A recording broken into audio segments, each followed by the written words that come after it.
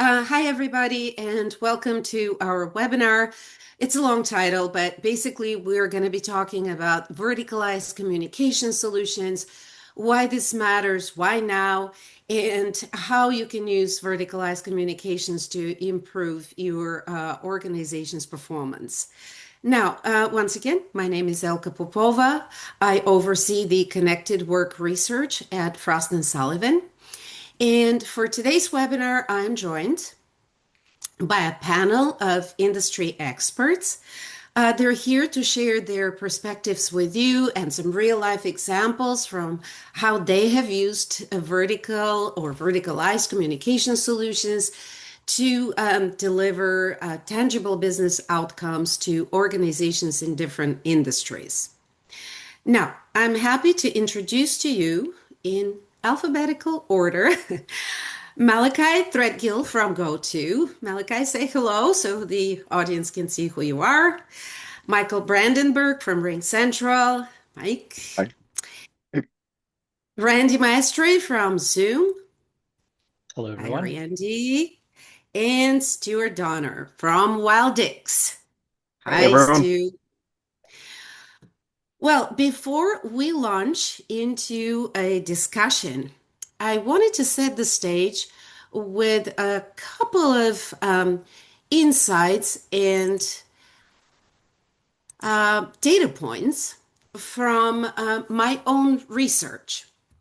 So the usual caveats here. I hope you can see my screen. Please, panelists, nod if you can see my slides. Good. Why are we talking about verticalized communications today? And why does it matter? All right. I and my co-panelists, we strongly believe that communication solutions need to be tailored for verticals and even sub-verticals, workflows, and job roles to deliver meaningful outcomes, boost productivity, improve user experiences, drive actual organizational transformation, and provide the organization with a competitive edge. They must also be integrated with workflows and vertical specific software and services so that users can actually access communications from the interfaces in portals where they live on a daily basis, where they perform their work tasks. Now, the reality, though, is that traditionally communications have been horizontal. They have been generic, kind of a utility shared by everybody within the organization with little or no possibility to tailor them or customize them for different user needs or requirements. Now that's changing, and we're seeing a shift from these generic solutions to purpose built communications. And organizations today expect their solutions to be designed for their specific needs, for the realities of their industries, the specific pain points and challenges that they're experiencing, and to address actual user requirements. This is the only way they see communication solutions actually delivering the productivity or efficiency benefits that they expect. Communications modernization projects today are also expected to align with companies' compliance requirements. Depending on the industry and the geography where companies operate, they expect their communication solutions to align with these requirements so they can avoid penalties and function without disruption. Furthermore, as companies think about communications as more of a strategic investment, as a way to actually deliver, higher level benefits, they're looking to automate specific workflows, mission critical tasks. And for that, once again, communications need to align with the way people work in a specific industry. Both the organization, the end user organization, and the provider need to collaborate to identify the technologies and solutions that automate tasks for that specific industry. Another strategic imperative today is the ability to empower frontline workers. Let me go back to the reality that communications have traditionally been very horizontal, and they were also designed with the knowledge worker or desk-based workers in mind. People like me who sit at the desk and stare at screens all day, large screens for that matter, and use a number of different devices easily available to them to access communications tools. The reality is that frontline workers or desk-less workers actually account for a larger proportion of the workforce.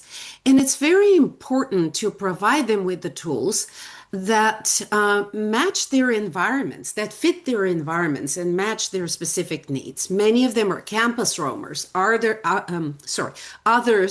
are working in the field, and for that they need mobility, they need integration with different systems, they want hands-free access, and so on. Of course, in the meantime, organizations are also looking to enhance the capabilities for their knowledge workers, so we're not leaving that demographic behind. So, with all these objectives, once again, companies now select their providers differently and their solutions differently. They're also looking to integrate communication solutions into workflows so that users can access communication tools exactly where, their workday happens. And why is this possible today? Well, it's finally possible because technological advancements have enabled these new levels of customization and personalization. For the past 20 years or so, cloud communications platforms have enabled organizations to more flexibly deliver capabilities to users independent of their geographic location, devices, networks, and so on. But it's only with AI today that we can reach these unprecedented levels of customization and personalization and automation. Flexible APIs, they've been around for a while, and organizations are increasingly using them to embed communications into workflows.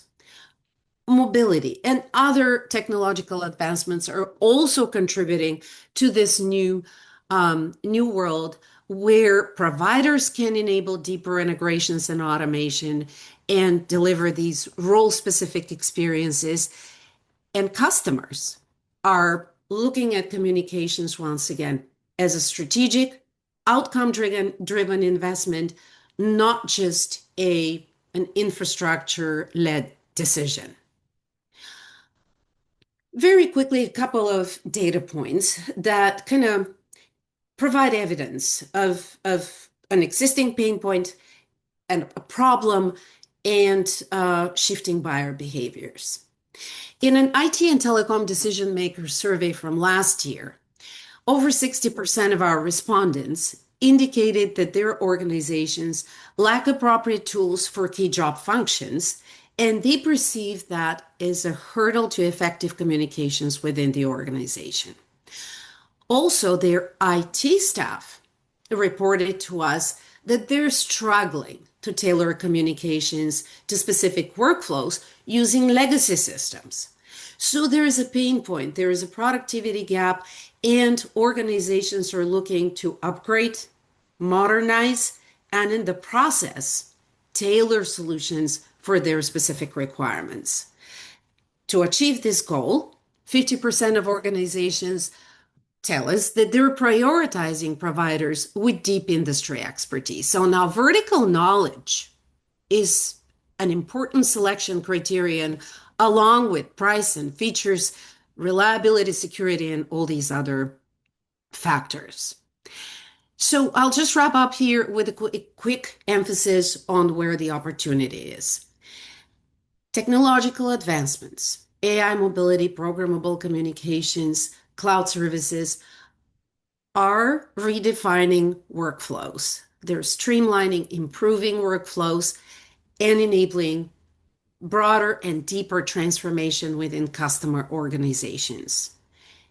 It's that domain specific automation now that can deliver measurable outcomes beyond the specific technology specific benefits of the legacy communication solutions of yesteryear. So now I am going to involve my panel to share their perspectives and see if they agree with the points I made and whether they have some different insights to share with you. Here's what we're going to do.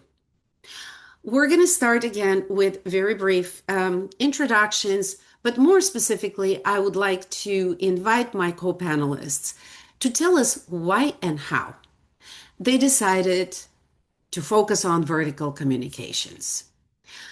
I'm going to again go in the order in which I introduced my panelists. So, Malachi, can I start with you? Can you tell us how you kind of decided that vertical communications are the way to go today? Yeah, thank you. And I think you covered everything really well. Sorry, I just cut off for a second. I think you laid the foundation incredibly well. I think when we look at our heritage at GoTo and where we started, back in the Jive days, there was a big focus on education. So there's just a natural swell of education type of customers. And so as we evolved, we were able to look at that and build out features and capabilities that serve that segment. Secondarily to that, the GM of our business also came from an automotive background. And so we also had a swell of automotive customers. And so we went to them and we asked them what they wanted. And then we're able to build out those features and capabilities specific for them, for those use cases that they were able to transform their business and their frontline workers. And then ultimately going into healthcare, which I know we'll be talking about more. But when we looked at kind of the centers of gravity within our organization, and then we went and asked them what they wanted, and we could build out features for those, we're able to increase our win rates. We're able to increase our retention rates. The experience got better for all of them. And so the vertical strategy really played well with those specific features that we were able to build out, the specific CRM integrations, et cetera. I see. So you drew from experience, from existing strengths and capabilities, and kind of further develop those to provide more value. So, Yeah, Mike, absolutely. thank you. Mike, how did you get involved in vertical communications? Me or Ring Central? No, Both. no. I just I'll introduce myself first. I'm Mike Brandenburg, Senior Product Marketing Manager for Ring Central. My focus, since I've been here, has been on uh, platform and vertical solutions. So this call has been near and dear to my heart. Ring Central has always had uh, a vertical strategy. It's been kind of a key to winning in large enterprises that have the resources and the APIs and all the integrations to build those workflows. I think what's changed for us is we've kind of fine-tuned it to uh, enable and serve all of our customers better and become vertically focused. So and tap into those workflows. That's so it's not we're suddenly discovering it. It's we're bringing it, available to all our customers. Great. Makes sense, but we'll talk in a bit about why it's more possible today than it was, Yes. a decade ago. Randy, I'm going to go over to you. How did you get to how did you become involved in verticals? Right. By the way, thanks, Elka, for having me today. Hello again, everyone. As mentioned at the beginning, my name is Randy Maestre, and I lead here at Zoom industry, developer, as well as partnership product marketing. And in case you want to know why my role and my title is so long, it actually applies directly to some of the points that you mentioned earlier, Elka. Because when you're talking about vertical solutions, It's not about that single all-in-one generic horizontal solution. You actually need industry knowledge. You need developer tools such as APIs, et cetera. And you also need partners, hardware as well as software, to make this vertical solution comprehensive and whole. So that's why I have a number of areas falling under my remit. But in terms of why Zoom is in verticals and focused on verticals, we have always had a vertical strategy here at Zoom since day one. Stanford University was actually Zoom's very first customer. I don't know if many of you knew that. So as with Malachi, we actually have a huge focus on education. And since our first customer, we've always seen value in creating offerings that are relevant to a customer's industry specific needs as well as use cases. So this can be in education, but also in government, healthcare, financial services, or other industries. And by the way, I chose this virtual background because, not just because of all the Artemis 2 hype, but also wouldn't it be cool if aerospace were the next focus vertical? I actually have a degree in aerospace engineering, so I personally think that would be really cool. Wow, you'll get some people excited about that, Randy, I'm Yeah. sure. We'll have the next perspectives on the moon, I think. So, over to you, Stu. How did you become involved in verticals? Why is Wildix interested in providing vertical solutions? Well, thank you for having me, first of all. And it's a pleasure to be here and part of the panel. Um, so Wildix and verticalization, I guess verticalization in the industry generally, from a Wildix standpoint, we we've moved, the market shifted from, features, leaning heavily on features and functionality. And we've got to this point now where it's super exciting. I like genuinely every day is like Christmas from a technology point of view right now. AI's come of age. We've got all of the great and the goods that we've had for a long time, and now we've got this AI layer. I think we can all talk about AI. It'll come up a lot today, I'm sure, and that's enabling us to do other things. So from our point of view, verticalization is really a shift from features to workflows for the customer, for the end user. And when we're talking about repeating workflows, common things, common queries within certain industries, certain pain points that can be resolved easily. So it's that repeatability. That really changes the conversation and makes it easy for the end customer to really see the value, the outcomes of those workflows that we are verticalizing into. And it also gives us an opportunity to talk a really common language. So, we're talking about industry specific language, industry specific workflows, industry specific integrations. And it takes something that can be, everyone on this panel, I think we probably might all suffer from the same thing, which is moving comms or putting new comms in is quite a big deal. We talk about it all day long, every day, and it's a frequently done thing for us. But for the end customer, it might be something that they do once or twice in their careers. It's quite a big deal to move to do a platform move. So when we can talk in that common language, when we can talk confidently about the problems that we solve, it just helps people to focus on the outcomes in a way that's very easy for them to understand. So it doesn't feel like they need to go back to school to learn a whole new set of languages and skills and interfaces.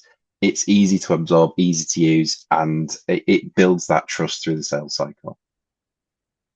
Great points, and kind of a good segue into my next question. So, um, several of you made a point that your organizations have always had kind of a vertical focus. And that makes sense. I mean, usually a communications provider would identify a few verticals where they have strengths and where they can deliver more value. And there's always that conversation where, you kind of have to understand what the company is trying to achieve to be able to provide the right solution. But as you pointed out, well, for some individuals in IT or telecom, within the customer organization, this may be their first or only communications modernization project in their entire career. So it's important to I think it's important to highlight why today we as an industry are in a better position to provide more tailored solutions. Even if verticalization itself has been a trend that's been going on for a while, I strongly believe that technological advancements are making it more possible, more scalable, more economical. So, what are those tipping points? Let's educate the decision makers. Let's also kind of educate each other why today it's a bigger deal or more possible than it used to be. And we don't have to go in the same order. Is there anybody who kind of wants to get us started on this particular topic? Mike, you You know, unmuted yourself. yeah, I could jump into this. I think the difference is, and I kind of alluded to that in my intro, that when you're dealing with legacy platforms and closed systems, it, that kind of digital transformation was only available to the large enterprise that had a stack of developers and professional services and consultants that would come in and digitally transform and make those connections. Uh, Today, what's changed is, between our open platforms, cloud services, a better internet access, and mobile devices, kind of the technology has come down that everybody can digitally transform today. It's a clear issue of accessibility. And that's really what's driving the change. Basically, we're enabling that mid-sized business to, look and feel and operate like a large enterprise as well. So we're taking that competitive advantage that the large enterprise have and bringing it down market. I think is the biggest shift. So the point here is, I guess, that we have more cost-effective ways of delivering that customization than we did in the past, and we can bring it down market. Cost effective and open, and having access to APIs as well as low code, no code solutions that somebody can drag and drop a Great workflow points. and incorporate or integrate communications into the workflows. I think is Great it's the point. biggest. So looks like you want to go next. Well, I'm just going to follow on from Michael there, but I think he's absolutely right. There's a huge democratization of technology that's happening, partly driven by AI, partly driven by infrastructure, and I think it's maybe absolutely right. Enterprise has been doing it; they've got their own developers. Yes, we've seen that a lot, but also it's about driving it into within an organization. So there's a democratization for not and Elka, to your point at the start, right? So it's also about for us, the deskless worker. So it's about the modality of interfacing as much as it is about, the broad spread. So taking UCAS, and taking these verticalized use cases, but maybe.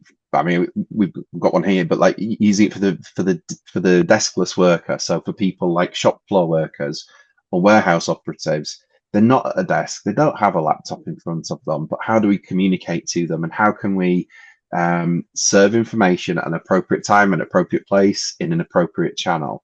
That's a big driver for us to verticalize too. So democratizing across different industries, so the verticalization, but also even deeper into businesses potentially where we already are, but to people in different ways so they can experience it.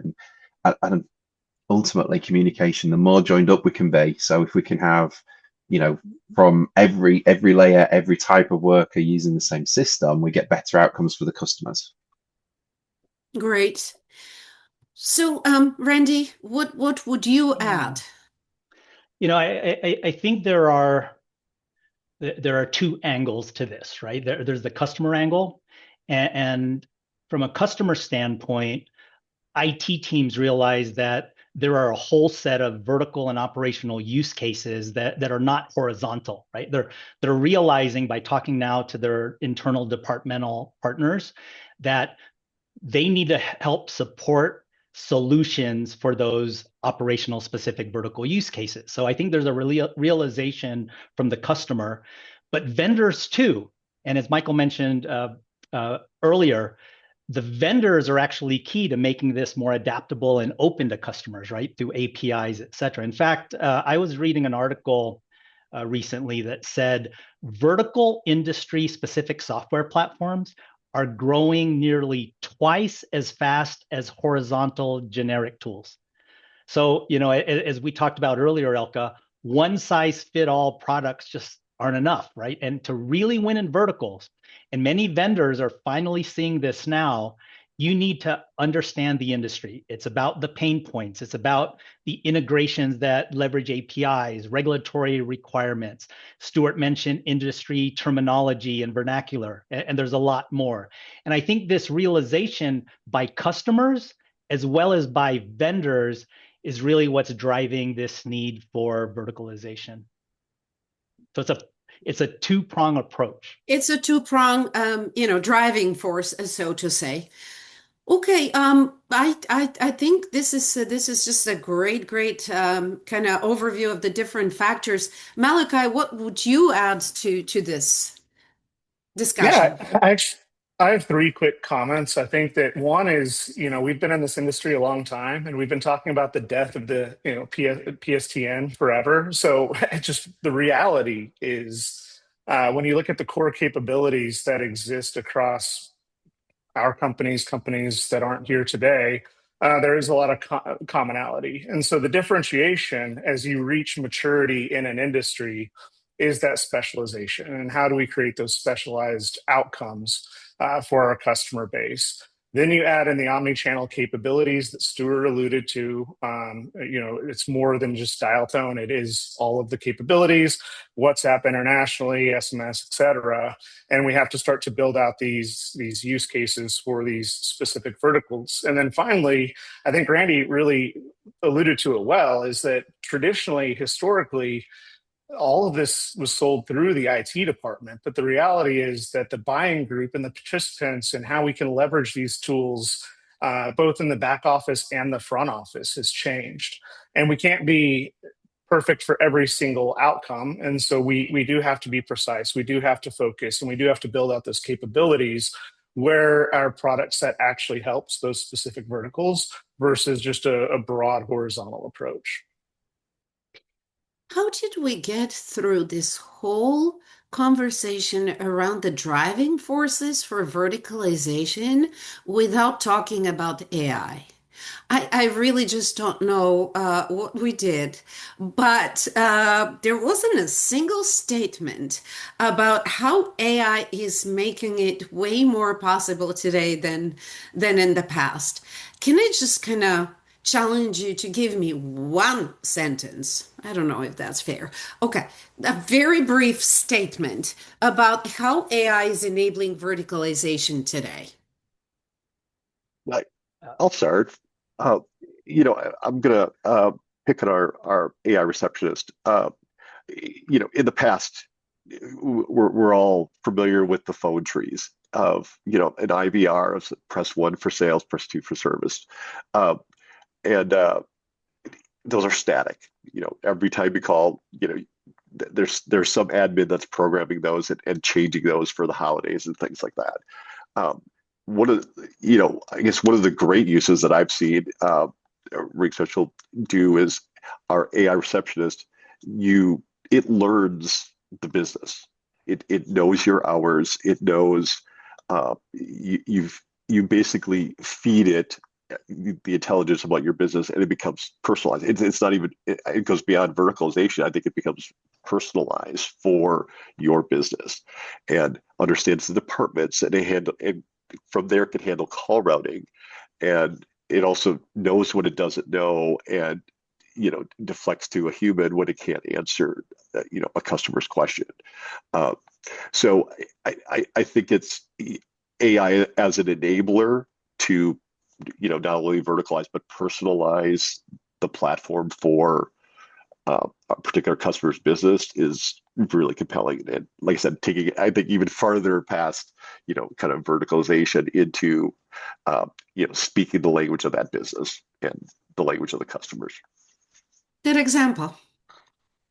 Yeah, Elka, Randy? I'll give you an example in healthcare. And I'm going to give you your quote or your one short statement that you want, but I'm also going to give an example because I think you need to understand the pain points and then how AI is helping to resolve those pain points. So I'm going to give you an example as well. So I don't know if you guys knew this, but AI adoption in healthcare has actually surged. It was about 3% in organizations in 2023, just 3 years ago. And now it's up to 22%. So 22% of all organizations in healthcare are actually using AI today. And this, by the way, represents over 2 times faster deployment of AI compared to other industries. Okay, so that's your one statement. But let's take a look at an example. And for this, I want to look at an AI workflow and specifically AI generated clinical notes. A lot of companies out there are touting AI generated clinical notes. Why is this suddenly becoming embraced by a lot of healthcare organizations? Because of the following. So did you know that physicians today spend twice the amount of time on paperwork versus on patients? And this equates to, in some cases, over 15 hours a week on administration related tasks, right? And this leads to burnout, staffing shortages, other types of issues. AI generated clinical notes automate this entire workflow and has, in some cases, reduced documentation burden by up to 70%, right? So this Wow. allows physicians to focus on what matters most, right? Patients, Yeah. not paperwork. So great example of the power of technology, in this case, AI, and how it will become impactful if there's a vertical specific use case associated with it. Yeah. Think about the impact on patient care itself, Absolutely. Um, Wonderful. And Stu, I'm gonna ask you guys, keep it short indeed, because this was kind of a digression from our prepared questions. So quick and Yeah. impactful. Well, look, for me, AI, historically, when we've talked about communications, it's been passive. It's been after the event. So we record calls, we can listen to them, you could score them. It's passive. It's historical. AI's in the moment. It's actionable. So we can summarize calls. You can do intelligence routing. It can trigger workflows and take actions. So communication has become actionable. And therefore, that's why AI is super important to verticalization because it makes communications an actionable event. Therefore, it's really easy to link it to outcomes. And that's what businesses increasingly need to see as they're getting squeezed from all different sides, for all different reasons. So having actionable, measurable outcomes, that's what AI is driving. Yeah, and outcomes can be, desired outcomes can be horizontal in nature. Everybody wants to grow revenues, reduce costs, etc. But they're also very vertical specific. So, Yeah, yeah, Malachi. I'll be very brief, but principals at auto dealers know exactly how much a missed phone call costs. And everyone who owns a small business, medium business, whatever, they know what that costs. Our AI receptionist and scheduling allows the principal to have no more missed calls. So you could call a dealership, you can schedule, you can come in, you can reschedule, you can choose your channel. And fixing that and answering that question for a principal is a superpower of what AI solves. I see. Okay. Now you actually gave us some examples as you were talking about AI, about workflows where transformation is needed, where we can provide some vertical specific solutions to drive business outcomes. But I still want you to perhaps highlight a few workflows that you feel are ripe for digital transformation in just a couple of selected industries or one industry, just workflows that you have identified as perhaps the space where there are pain points and where you have solutions that can address these pain points. So this is what I mean by ripe for transformation. Basically, there's an issue and there's a solution for that issue. Maybe I'll go Randy? first this time, Yeah. right? So I gave a couple of examples earlier with AI generated clinical notes, and I think there's a huge opportunity for AI to streamline the patient physician workflow. And I mentioned earlier that this helps to reduce documentation by up to 70%. But what does this translate in terms of quantifiable outcomes, since you mentioned the outcomes specifically? And here's a great example. Pocket RN is a virtual nursing care provider, and using clinical notes, they have saved over $27,000 a month and over 33 hours a month by using AI generated notes versus manual note taking. They've also seen nursing satisfaction scores at around 92%. A lot of this has to do with this reduction in documentation burden.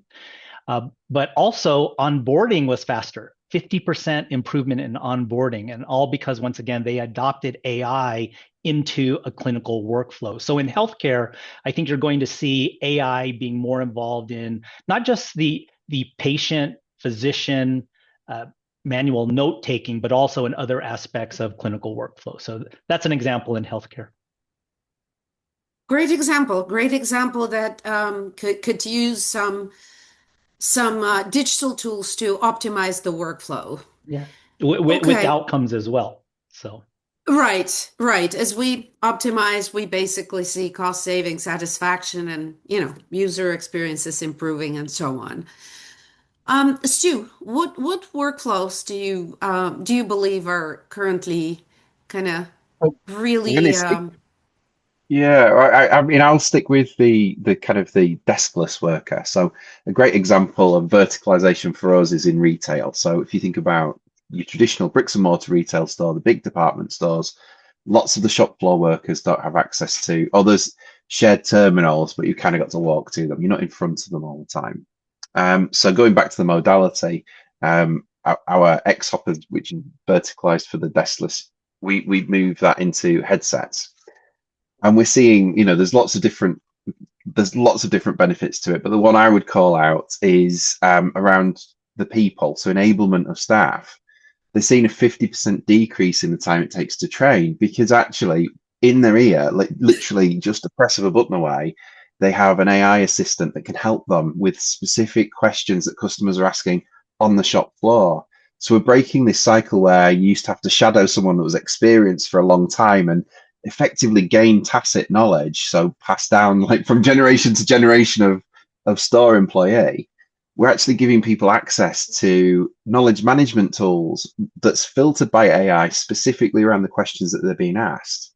And so we're seeing the reduction in time taken to train people. We're also seeing that from a morale and, from a feel felt found from a staff point of view, they're feeling much more equipped to deal more quickly with people live and become productive, which is great. And then we're also seeing that leads into an uptick in sales retail, because people are having the questions answered there and then by the first person they're engaging with. We can also use it to do things like prompting upsells or bought with type scenarios. So there's lots and lots of different ways. But for me, I like bringing this back to people. I love the fact that we can empower people and train them and make them feel less isolated in their jobs, which has been a traditional challenge in this sort of deskless environment, particularly in retail. Great Yeah, point. And we'll go back to frontline workers in our next round of conversation. So, Malachi, what do you add? Yeah, just briefly, I think that Stuart really hit the nail on the head there. But during call AI, especially in healthcare and other industries, the employees that are interacting with patients, once it goes from the IVR, AI receptionist, whatever, to the human component, some of those conversations can be incredibly difficult. Whether it's a conversation about insurance, did someone's chest hurt? Did someone get cut really bad? And the stress that those employees feel that Daring Call AI can help them with increases ENPS. Employees are very expensive to replace, to train, to onboard. And so these tools also really make an impact with the employees to empower those employees to handle those difficult conversations, give correct answers versus incorrect answers, properly route. And so the additive nature about how AI does help employees, especially in the front line, which we'll go into, I don't think we talk about nearly enough, because it is really important for the well-being of a lot of employees. Good point. Safety, security, well-being, different aspects from the usual productivity, cost savings, outcomes that we focus on. Mike, what workflows would you want to talk about? I have two examples, and what is life saving and what is productivity saving, I'd say. The first one, we have a customer who is a mental health provider. So if you think about that workflow, every call that comes in has to be answered, but it could be a simple, I need to reschedule my appointment, or this could be a person in crisis that needs to talk to someone right away.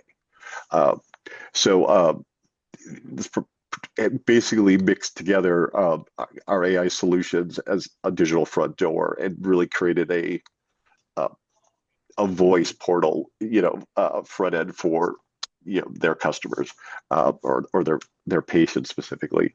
And the AI will kind of detect if, okay, this is just a reschedule. I'll send you a link to, with an update on your new appointment, or no, this person needs to talk to someone now. And that happens now 24/7. It's not when somebody is there. Before rolling this out, they had separate, UCAS and contact center solutions. They weren't connected. Missed calls were rampant, and the early stats that we've seen some, from them is they've had a 60% increase in call intake of new patient, bringing in new patients to support, because the AI is assisting and taking off those easy to solve solutions, and while letting the staff focus on the important, the calls that matter. So, I think it does, when you referred to, some of the stuff we're doing is mission critical. I mean, this is, life-saving solutions that we're supporting. So, Absolutely. the other one I'll quickly mention, and we can talk about it more when we talk about deskless or frontline, is hospitality. The cleaning staff, their workflow is, they finish cleaning a room, they walk up to the room phone and punch a code in to say that room's clean and ready to go. If they find a problem in the room, they have to call a supervisor and explain, okay, this table's broken or what have you. By kind of moving them to a mobile first and changing the modalities, now they can take a picture on their device, send it to their send it to a group chat. The maintenance team knows exactly going into that room what's broken. It can, kind of expedite a repair. So, very different use cases and workflows that we can enable. Yes, and I agree that when we talk about vertical workflows, some of those are, front door, customer facing, and some are more internal coordination and collaboration kind of use cases, or just kind of access to information use cases. I do want to focus for the next perhaps 5 minutes. So we have 5 minutes for the last examples that I would like you to share. But for the next 5 minutes, let's focus on what we call deskless workers. And you already kind of shared some examples of the pain points that we're solving there and some of the ways in which we're approaching this user base. Again, this is where we see the biggest differences across industries. Ultimately, accounting in healthcare is more or less similar to accounting in manufacturing or other verticals. Arguably, of course, but a nurse and a nurse's workflows are very, very different from the retail assistant's workflows and the room service workflows and the hospitality industry and so on.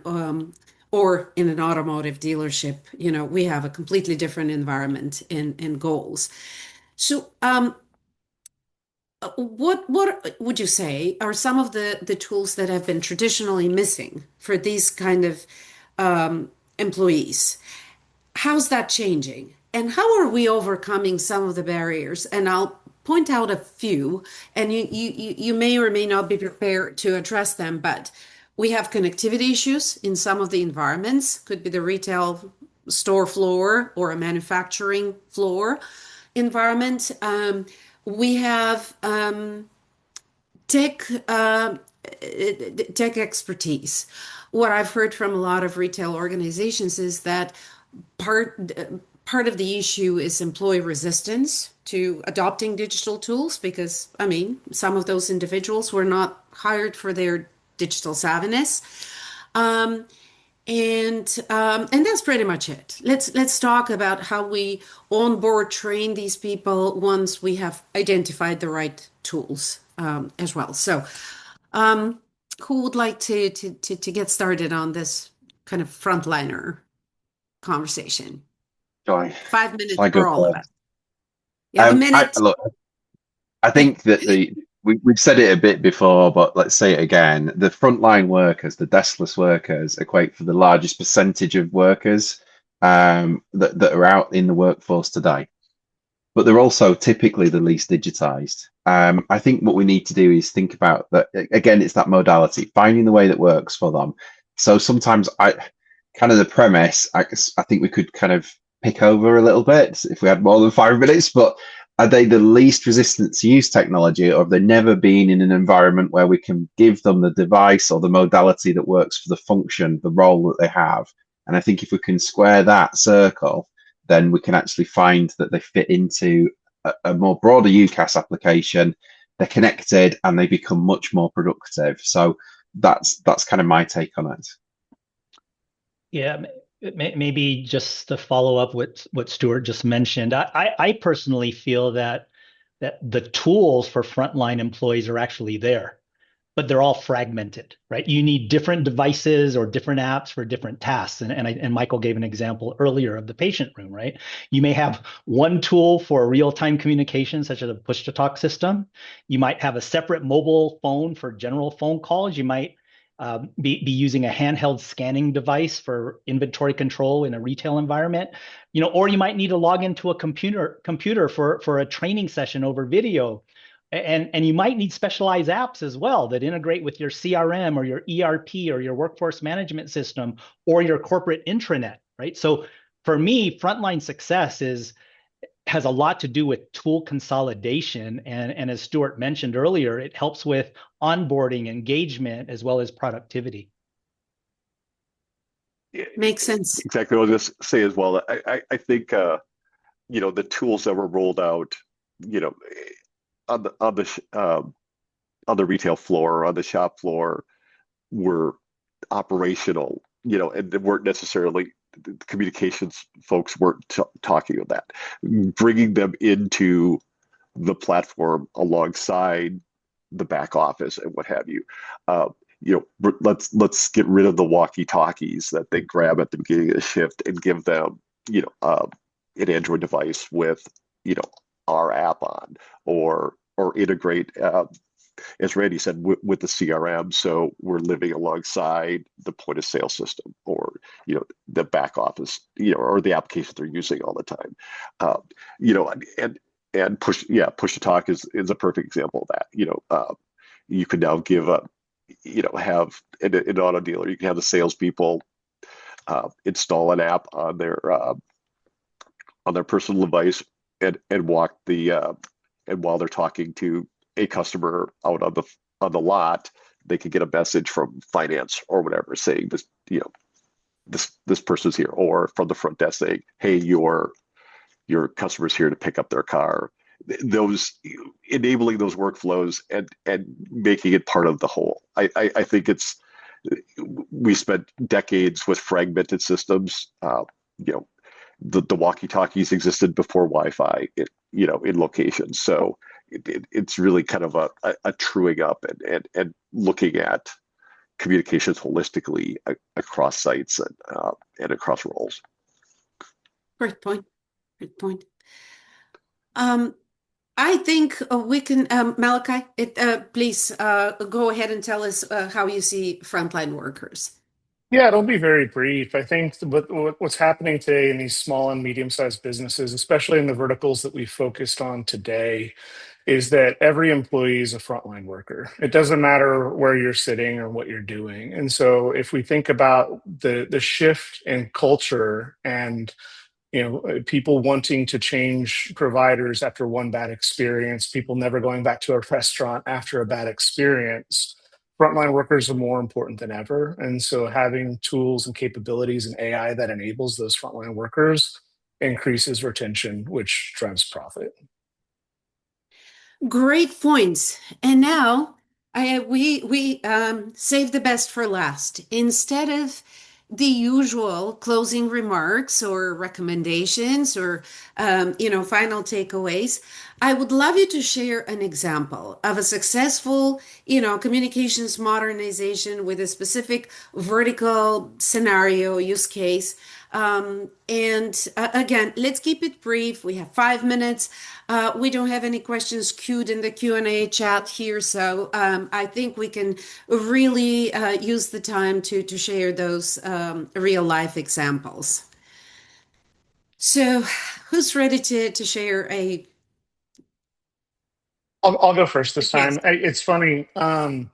We actually call him Go-To Bob, and I won't say which dealership he manages, but he is a dealer manager, and he's one of our biggest advocates. And it's really interesting to just see. And we've alluded to all of this in a myriad or variety of ways throughout the conversation today. But what we've really been able to do is the example I've given already with the principal knowing exactly how much a missed call costs. When you are able to implement these tools and these solutions with these dealerships, and this is a higher end dealership where, you're not buying a new car every month, every quarter, every year. You're buying a car on average twice every 7 years. So what happens in between those 7-year massive purchases is critically important. And that's where service comes in. So if I'm a dealer and I'm charging more for an oil change than I am for, let's say, going to a small oil change shop or a used tire shop, I have to provide experience.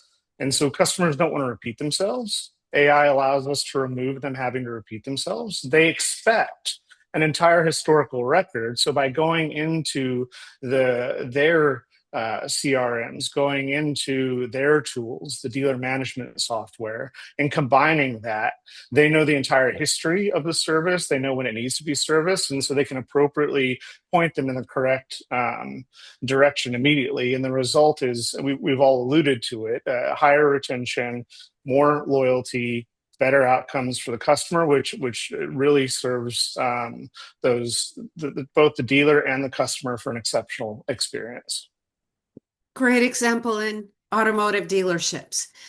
What other industry are we going to talk about? Randy?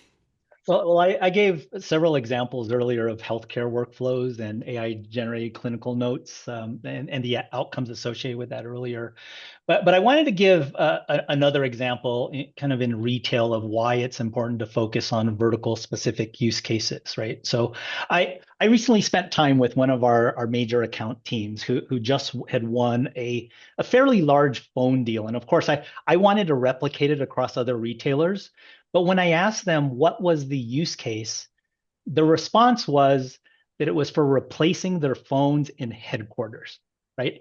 That's not a vertical specific use case, right? That happens to be a horizontal use case in a retail customer, right? And there's a huge difference between the two, because a true retail use case for phone would have been, and Stuart mentioned some of this earlier, and Michael as well, extending beyond that corporate office and using phone in the stores, in the warehouses, in the field, in other operational areas. And this is where you start to see benefits beyond just, as you mentioned, Elka, productivity improvements or travel savings. And you start to see benefits such as improved customer satisfaction, higher revenues, streamlined processes, enhanced engagement with employees, and a lot more. So that's just an example. I don't have the specifics, but I shared some of them earlier. But you need to focus Okay. on verticals. So Absolutely. Okay, Stu, let's Well, go with you, Mike. Apologies, but we're gonna have you share your example. We're not gonna wrap up before you do. I just want to stick with the deskless workers and retail. We've got a really great example, and you know, from an RFP that we went through, but it's we've turned the lights on in an area in the business that's not really had that insight. So we've gone from, you know, actually in the store, we couldn't really see the communications, what was happening day to day between staff, what questions were being asked, because it's verbal, right? So it's historically been human to human, but you know, person to person. And you know, we can now track and see in real time 100,000 conversations happening through headsets, through deskless workers that are using push to talk to ask questions amongst themselves, which then triggers a reduction of calls into the IT teams for technical support because they can solve them themselves. With APIs, we're seeing that we take things that have been isolated. So cubic capacity in stores. So working out how many boxes of widgets can you have on a shelf at one time, linking it to EPOS, the tills, and then working out that actually if we've got 50 on the shelf and we've just sold 30, there's only 20 left. So now we can push auto magically some notifications to the relevant person to go and take things out the warehouse and put them back on the shelf to make it look nice and neat and keep that volume of high flow goods coming through. So it improves revenue, improves service. But for me, I always like to come back to the fact that it helps people talk. So it makes them feel supported. It helps them talk to their colleagues when they need a human intervention. It gives them knowledge management tools that they can lean on that are curated through AI to serve the right information. And when we Good talk about the example. frontline workers, when we talk about the frontline workers, typically they're the ones that are talking to the organization's customers or patient, you know, whichever vertical we're in, they're talking to the end user of that service. And so the more empowered we make them, the better the experience and the CSAT rises. It is that high tide that lifts all ships if we can make that bit of the puzzle work better. Wonderful. Mike, what example do you have for us? You know, I'll go back to the mental health provider that, you know, we talked about, you know, answering every call and you know, better conversations with the ones that, you know, need to, you know, but that's also had, you know, because they're able to actually do, you know, 60% greater intake of new patients, that's translating into 25% increase in revenue. And, you know, they're projecting over $1 million of additional revenue for the company, you know, this year. So, you know, all of those things, you know, the better CSAT, because now you know, the patient is trusting that provider and they know they're getting answers. That all trickles ultimately down into, you know, that additional revenue, and this provider was actually able to quantify that. So many great examples, so many opportunities to provide value in verticals. We're definitely at that tipping point where we have the tools, we have the vision for delivering this kind of value. I want to thank my participants here. It was a great conversation. I feel like we need another hour, but I don't think our audience will have the patience for us to continue. We can definitely reconnect some other time, share our perspectives in blogs, and This webinar is going to be, it's being recorded. It will be available on demand, so you can share it with more people. That goes for both the panelists and the audience. And of course, the audience will be able to reach out to you and your organizations for additional insights and perhaps actual, engagement. So thank you very much. I really appreciated it.